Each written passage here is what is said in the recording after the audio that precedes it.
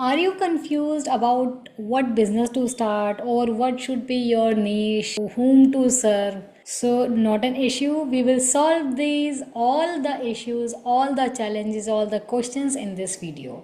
I am Divya, and in this video, I'll help you to figure out the right line of business, or what we can say is niche or micro niche, one which you feel aligned with, has demand, and sets you up for success. Okay, so first thing you have to do when you are deciding a right niche or a line of business for yourself is understand why you want to start something. Okay, so your niche is not about just what you sell or what you are serving. It's all about who you serve, who is your target client, how you serve them, what is the method of providing that particular products or services to the clients, and how you stand out ahead of your competitors. So it is all about that. So clear niche will help you attract the right clients, you build your business faster, market your products or services with confidence. I'll share 6-step process how you can create best niche for yourself, and how you will market it. Okay, so step 1 is that you start with what you know. What are your skills? What are your qualifications? Your knowledge.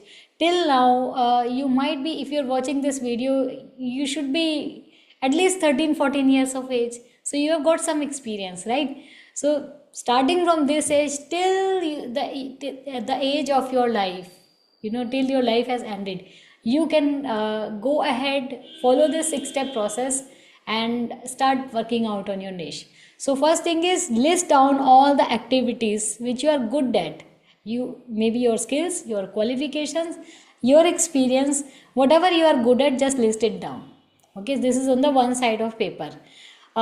You can obviously include all those skills also which you don't have qualification but you are good at.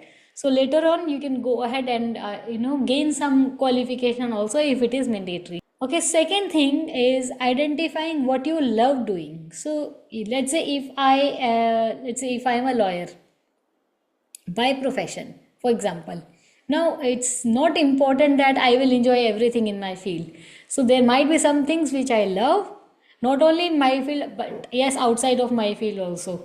Maybe I love painting, okay, maybe I love talking to people, okay. So, whatever you love doing, just jot it down without even thinking whether it can be turned into your business or not. Trust me, it can be done. So just note down whatever you love doing means, see, running a business takes energy. Okay, so jot down all the things which you will be able to do even if you are not initially earning a profit out of it. So even if you are not being paid, still you love doing it. That means that thing is what exactly is your passion, or you love doing it. Okay, now you see in these two steps what you have done is what you know and what you love doing it. So you are actually aligning your passion with your skills or professional experiences. Now after this, understand the market demand. It's not that if I say, let's say, love scribbling, people will people pay me money for scribbling? Not necessary, right? There might be some people, but some might not be interested. Okay, so understand market demand. Whatever you have thought of till now in these two steps, are people already paying for the similar services or products in the market? Is there a demand? Or are people searching for solutions in that area? There might be demand, but till now nobody is catering to that area. You can cater to this service, to this set of clients. So is there any existing demand in the market? Are people already paying for these similar services or products, or are people searching for similar solutions in your area? Okay, how to figure out that? You do one thing, two, three things you can do. One is you can search on Google Trends, and second thing, you can talk to people directly, not only people whom you know, but also people whom you come across to. Okay, so you learn surveys, polls, WhatsApp groups you can ask. Apart from that, what you can do is go to YouTube and in the search type something. So it gives you auto suggestions. Okay, if your area comes in the auto suggestions, if that question comes there, probably it's a good thing to go ahead with. Okay, so understand the market demand. Okay, now define a clear problem you solve. You know three things: what you love doing, what are your skills, what people actually want. Match these three. Okay, you will get one or two or some more, maybe some points which are coming in all these three columns. Okay, now define a clear problem you solve out of this. Okay, when people see that you are solving a problem, people will be interested. People actually pay for solutions, not the services or the products. Okay, so ask yourself what pain you can solve, what problem you can solve. Instead of saying I help people lose weight, you say I help busy moms lose 5 kg without strict dieting. Okay, so this pain you are solving, that okay, no, for weight loss I don't have to go for a strict diet. It is possible with the daily food also. Okay, so be specific. Fifth step you have to follow is validate by real conversations. Now talk to real people, not just friends, strangers also. Find out what people are struggling with, find out what they have already tried, which what has worked for them, what has not worked for them, and what are they willing to pay for. Okay, these conversations will guide you better then just having an idea. Okay, I know it, this is my field, I know people what they like. So don't go by your aspirations or expectations or your assumptions. Go by the facts, go by the conversations you have with people. Now choose one niche, commit to it for 90 days. Okay, don't overthink that will it work, will it not work, don't think too much. Once you have done your research, pick one niche, start working on it for next 90 days. Create content, talk to people, offer your services, offer discounts, launch your offers, okay? And observe what works for you, what doesn't work for you. So clarity comes from action, not thinking.